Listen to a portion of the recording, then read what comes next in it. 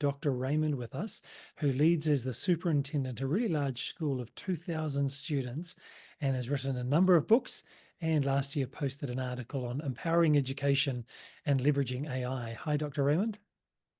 Hello, good afternoon. Great to have you here. It's middle of the morning here in New Middle of Zealand. the I morning. imagine the afternoon where you are. Correct. Yes, in Honduras. Great to have you with us. How did you come to be in Honduras and having this role that you have now? Well, that's a long journey and a long story, so I'll give a Clip Notes version of it. I've been teaching or an administrator in education for about 30 years. Started in the U.S. for about the first 15 years of that career, and then had an opportunity to serve in my first administrative role in the Middle East. And once I experienced international education and international opportunities and all the things that offered, it was something I was very excited about and kind of reinvigorated my career. And so I've continued that pursuit since then, and have had the opportunity to travel and serve in many places in Guatemala and Brazil, a couple of different places in the Middle East, and now currently here in Honduras. And very much enjoying that process, and I still feel like the best is yet to come. Wow. Well, thank you for making a contribution internationally and bringing your leadership experience to that. If someone is listening to this and they think, fantastic, how do I do that? How do I take an international role somewhere? What are the steps someone would have to do? Right. I remember the very first time, and this was in about 2006, 7, somewhere around there. It wasn't as easy back then. There weren't as many platform accesses to be able to communicate and collaborate with folks, but that has all changed. There's so many recruiting agency sites that make it very easy for teaching candidates and schools and administrators to connect and collaborate and apply. And I've been on both sides of that, both the application process and the pursuit process, as well as recruiting and hiring. So obviously the internet and search agencies have helped to bridge those two worlds quite easily. And I think because of that, there's a pretty fluid system for teachers and administrators that once they've begun that journey of serving internationally, it becomes easier and easier. So without championing any particular site, anyone could just Google, search sites for international education jobs, and there will be many that pop up, and the big main ones will be obvious. Okay. And so right now in your role as a superintendent, how are you grappling and implementing some of the change that's happening around technology and specifically AI? Right. So specifically with AI, grappling with it is probably an understatement.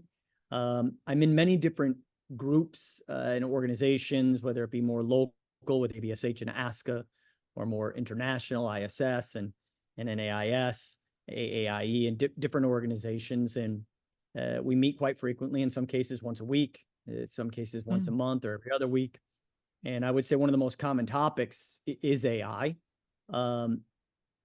with all of us trying to really build the playbook of how to, for lack of better words, manage AI, maximizing its power, its use, its undeniable future, and really being able to put that tool in our students' hands and our faculty's hands, for that matter, in a responsible way, in a purposeful way, but also being mindful of the many challenges that it presents as well.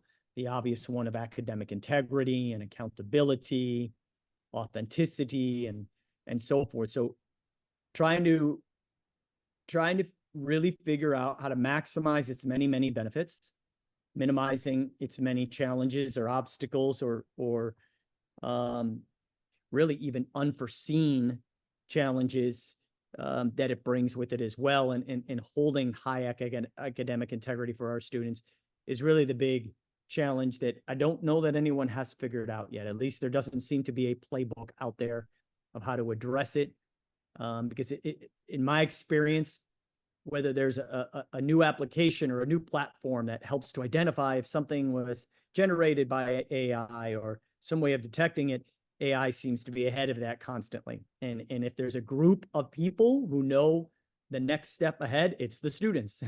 Mm. They and the AI evolution are always one step ahead of the educators and the professionals. And so it's this leapfrog game of, again, trying to maximize its many benefits while managing it in an appropriate and professional manner. Mm. What do you see as some of the benefits for AI in education, teachers or for students?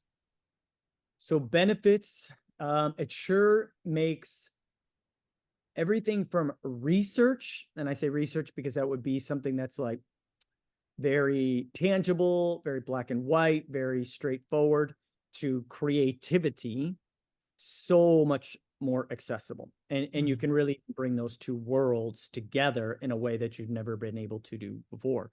You know, you could be doing a research project on the Civil War in the United States and then ask them to generate a 13th century piece of art around the Civil War in the United States, two different completely eras and times, and still bring those two worlds together in ways that have never been accomplished before. And that just starts the beginning of so many ways to be creative and at the same time conduct necessary research in an academic environment. But with that, connected to simple benefits like that, one of the challenges that I'm seeing, not just myself, but many schools and leaders and educators facing is truly preparing the teachers to be able to use it effectively, maximize it, but also be able to have it used appropriately by students. And depending on the teachers themselves, and it's not even age related, which I know sometimes people will think, oh, younger teachers are more comfortable, and that's not necessarily the case. It's really just folks that feel comfortable with being uncomfortable, comfortable Mm. with trying something new that they are not competent with. And honestly, it's the teachers that I find that are typically the most competent teachers that struggle with this the most, because it is an area that they have zero or little competence with. And so that scares them, that frightens them. But at the same time, it's not going to go away. And you may have seen this. I see this on the internet quite a bit, where there'll be an analogy of, in the 40s and the 50s, like when calculators came out, and Yes. the riot from teachers about calculators, right? This will pass, this will go away, and no, it's the future. It's a similar analogy. It is here. It is going to stay. It is only going to evolve. So we have two choices. We can get on board and learn and facilitate it appropriately, or we're going to be left behind. It's really one of those two options. Mm. So for leaders around the world and indeed here in New Zealand, thinking about policies and thinking about technology and resourcing and the digital divide and equity and teacher training and nervousness as well around from teachers that there's always change going on and here comes another one. How can leaders manage that change and position their teachers and their school and the communities to embrace this safely and maximize the opportunity that it presents? Right. So that one of the first things you had mentioned in that question was policy. That is incredibly tricky right now. And I don't know that I've come across a policy that is effective when it comes to AI. We've begun drafting one, but the policy is less of a policy and more of making clear what appropriate expectations are with AI usage, and more accountability, so that if we run into a situation with a student or work submitted, we can go back to and say, okay, these expectations were violated, and here's the evidence to prove it. But a policy around what can and cannot be used, or how it can and cannot be used, is frankly useless at this point that I can come up with, because even if we block it on filters and so forth within the school, the students can always get around that with their own cell phones and service and Mm. at home and so forth. There's always going to be ways to get around it, which is why I mentioned earlier, I think that's really a fruitless approach. And we need to take the approach of embracing it and learning how to manage it. So the other part that you had asked about in that question and I think is really the biggest part, is training teachers. Right now, worrying less about what students are doing or not doing. I don't mean entirely.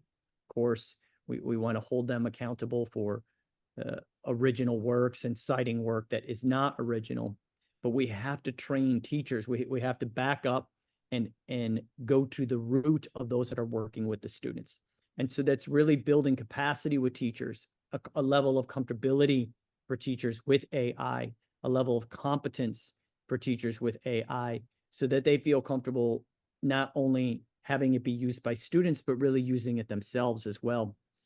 And I want to add to that, because one of the things that I've experienced that's opened the eyes to teachers and minds to teachers and willingness is to show them how it can save them time Mm. and better teachers.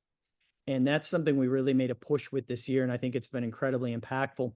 Even those that were resistant, once we modeled examples of how to use prompts appropriately, or the difference between Chat GPT or Perplexity or Hey Gen and the different platforms, and how to use those strategically, you could literally see their eyes opening with all the things they're thinking of, oh, wow, that would save me so much time here, so much time there, so much time here, and how much better I could make that lesson. And so once there was that revelation for them, I really feel like that opened the door. Sky's the limit. I can do this. And then there was more of a hunger and thirst for them to learn. And as they learn, then that simultaneously gives them the ability to understand how students are using AI and to use it in collaboration with them versus it being a us versus them approach with AI. Now, I share Mm. all of that with no, I don't even think we're anywhere near any sort of final resolution understanding of how this is going to be managed. We're still very much in the beginning, infancy stages of building this plane. And I think that the key part is with teachers and helping to build competence and confidence in them and their abilities to use and manage AI. And then that will lead to our ability to work with students in an appropriate and managed way. Great. That's really good. So I can see what you're saying is helping teachers to see the value in it, which then sparks their enthusiasm and their use, which then sparks their confidence, which has that flow on effect to the Correct. students. Yeah. Correct. Because some of them just see it as, okay, this is a super easy tool for students to cheat. And so therefore I'm just mad about it and it's no good and we should just block it. And I can tell the kids are using it and, and just gripe about it. But once, and that was a lot of the early start of this particular school year, but once we showed them, okay, let's just say that's all true. Fine.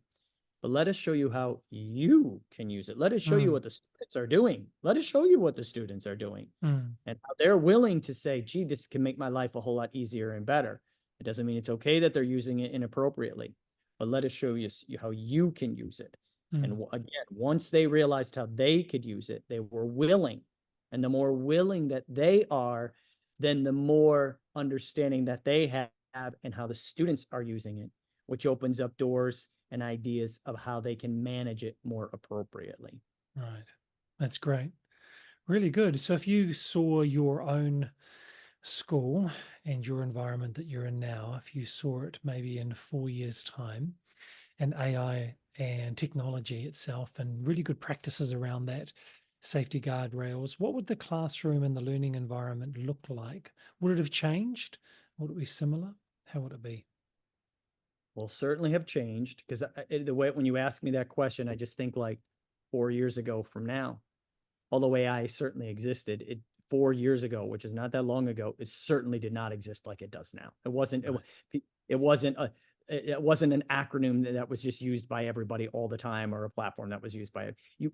I was using it as Grammarly.com and other things like that, but no Right. one referred to it that way. It wasn't viewed in that manner. So that was just 4 years ago. Even just a couple of years ago, with it just being used maybe for text prompts and things, and even then it was weak compared to what it is now. And now with what you can do with graphics and translations and videos, it is astounding. So to say what it will be and how it will look in 4 years, the answer to that question, honestly, is I really don't know. Because if I look 4 years ago now, where we are, or 4 years prior to now, and how fast it has evolved, I would imagine that's not going to slow down. It's only going to continue to speed up. What classrooms will look like, I don't know. And I don't know that this will be the case, but I do think it is to some extent, and maybe this is a good side effect. I do see some more conversations, especially as of late, about not necessarily returning, but reconsidering seriously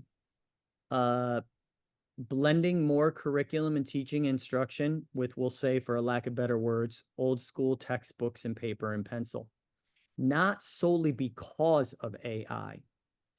AI might be the final straw, but with AI and all of the research that's coming out about the detrimental effects of screen time, particularly social media, with developing brains, and the impacts that we're starting to see now, because we're not going to see the real effects until now, because it's only been going on for, say, 10 years, 15 years, right? So we're only seeing the damage now.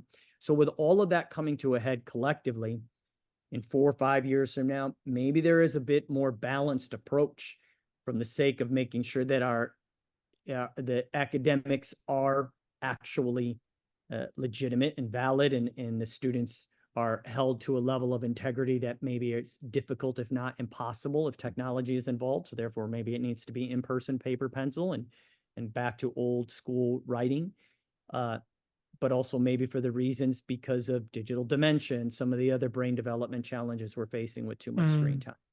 Yeah. In the future, I see it being, my guess would be an ongoing step forward, always, with your other foot taking a step back, looping back and saying, we need to go back to some of the things that we've left behind, say, in the last 20 years since technology has really taken off. Maybe we need to go back to some of the teaching and learning that was taking place in the 80s and even the early 90s, where we weren't so tech heavy, and be very strategic about how and when we use technology. Right. And to be mindful of it. I've not heard anyone say that before. That's a novel, interesting perspective, Dr. Raymond. Yeah. So with that then, do you see the role of the teacher becoming a more traditional style of teacher, teacher-centered, or do you see something changing in their pedagogy? No, I don't see us returning to a teacher-centered pedagogy. That's a good follow-up question. And I'm glad you asked that, because that wasn't at all what I meant, returning like to like a sage on the stage lecture type situation. That wasn't what I was meaning. Just so that I'm clear, I was thinking more we're like, for example, for our school here, we have almost zero textbooks, or even many of our literature books are on their iPads, or they're accessing on phones or their laptops, and so forth.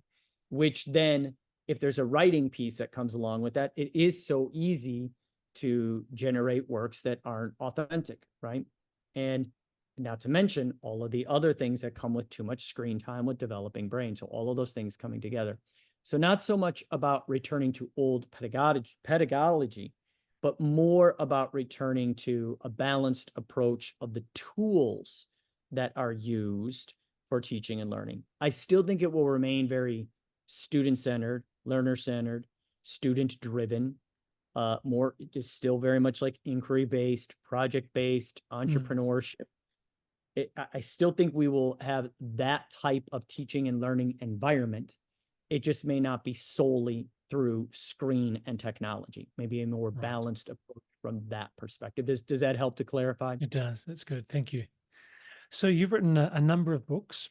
What would you say that is one of your books that would be good for an educational leader or a teacher, considering the changes that are happening now and informing their practice going forward? What would you recommend someone looks up? Okay, so my recommendation would be a chapter that I wrote, and the chapter is called Leading and Managing Change for School Improvement. And I can even share with you later the link to how to access that. And I wrote that through IGI Global. And it's discussing a lot of these things not solely AI, but it discusses a lot of the contemporary challenges that schools are facing. Some things within our control, some not. Identifying those things that are in our control and those that are not, and really trying to prioritize, what's the most important things that we're addressing for students. Mm. And it's a chapter that is very research heavy, and one of the many things that I discovered in writing that is, and this isn't going to be, profound or revolutionary, but the thing is that was really rising to the top that we need to address and make a priority is students' overall well-being. And that's in many regards, social emotional well-being, even physical health well-being, screen time well-being, as we were talking about earlier, and balancing those things with keeping them competitive with a very fast and ever-changing world as well. And some of the exposures that students have access to at such young ages, and the impacts it's having on them and their development, and in some cases really inhibiting or stunting or their development not growing in a healthy manner. And we're seeing some of the evidence of that as they are reaching their young 20s or even mid 20s and so forth. And so many school leaders are facing these challenges, teachers are facing these challenges, parents are facing these challenges. And so I try to take some of the research that was conducted and identify, some proposed solutions, in some cases, case studies with proposed solutions that have been effective, or some, suppositions of what may be effective, and time will tell, in making sure that we're doing everything we can to help our students to grow up in a healthy environment, not just an academically successful environment, but a truly holistic, healthy environment. Yeah, that's good. Dr. Raymond, what's the best way for someone to connect with you? Well, LinkedIn, I'm very, very active on. I think that's where you and I met. Yes. Is that correct? That's right. Yes. They could search my name on LinkedIn, or the email address that I have there as well, and I can share that with you. That's probably the best way. I'm quite active there, with everything I do professionally, both with my job, with my publications, with conferences and so forth. I'd say that's probably the primary landing spot for my professional career. Fantastic. I'll make sure that that link is with the show notes, wherever it may be, on LinkedIn and on YouTube as well. Thank you, Dr. Raymond, for your time. Really appreciate it. You're welcome. Thank you.